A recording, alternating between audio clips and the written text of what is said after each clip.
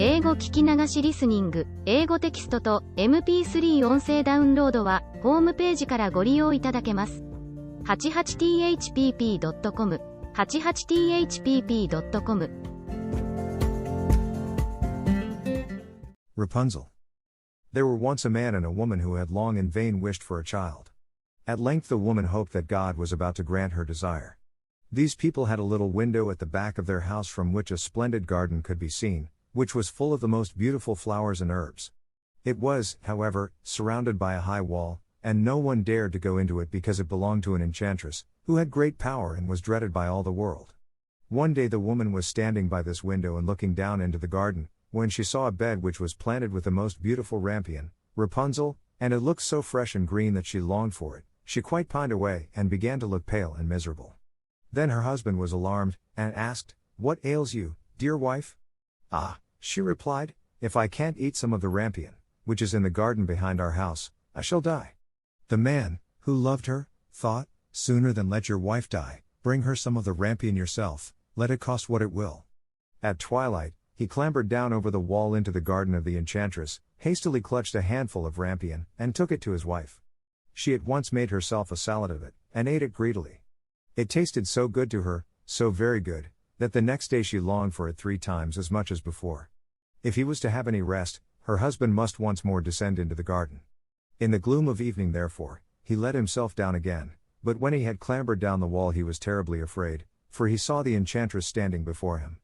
"How can you dare," said she with angry look, "descend into my garden and steal my rampion like a thief? You shall suffer for it." "Ah," answered he, "let mercy take the place of justice, I only made up my mind to do it out of necessity. My wife saw your rampion from the window, and felt such a longing for it that she would have died if she had not got some to eat."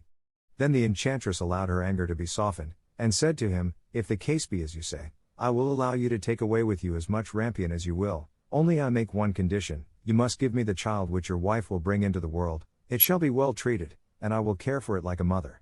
The man in his terror consented to everything, and when the woman was brought to bed, the enchantress appeared at once, gave the child the name of Rapunzel, and took it away with her. Rapunzel grew into the most beautiful child under the sun.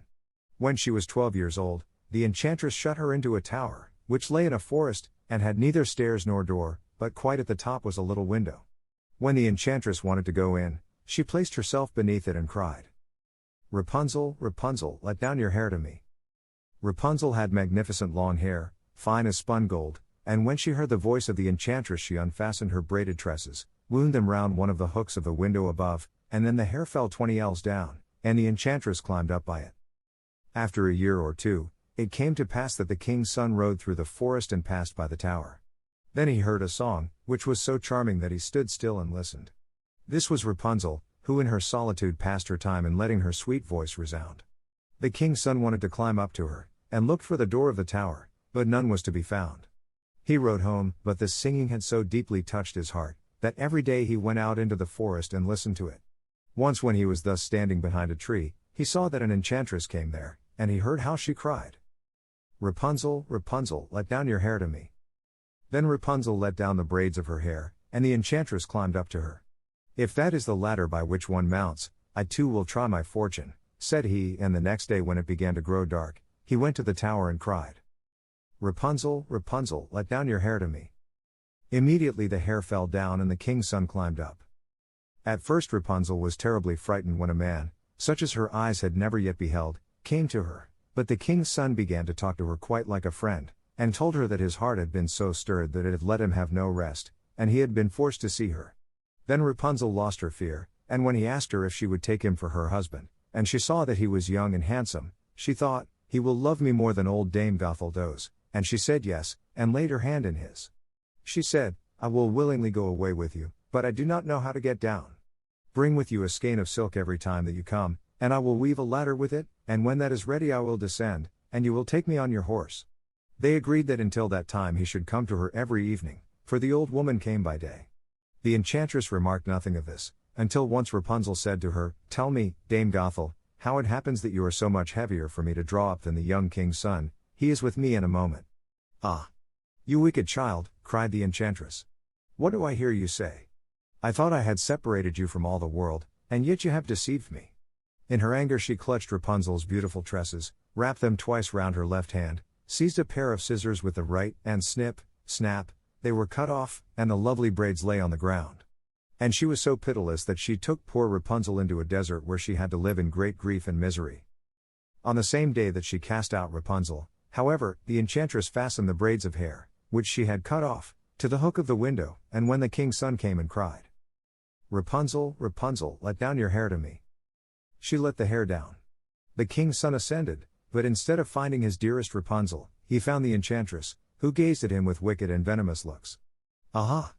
she cried mockingly, "you would fetch your dearest, but the beautiful bird sits no longer singing in the nest, the cat has got it, and will scratch out your eyes as well. Rapunzel is lost to you, you will never see her again." The king's son was beside himself with pain, and in his despair he leapt down from the tower.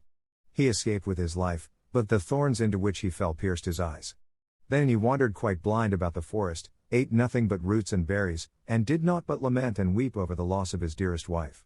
Thus he roamed about in misery for some years, and at length came to the desert where Rapunzel, with the twins to which she had given birth, a boy and a girl, lived in wretchedness. He heard a voice, and it seemed so familiar to him that he went towards it, and when he approached, Rapunzel knew him and fell on his neck and wept. 2 of her tears wetted his eyes and they grew clear again, and he could see with them as before. He led her to his kingdom where he was joyfully received, and they lived for a long time afterwards, happy and contented. 英語聞き流しリスニング、英語テキストと MP3 音声ダウンロードはホームページからご利用いただけます。88thpp.com、88thpp.com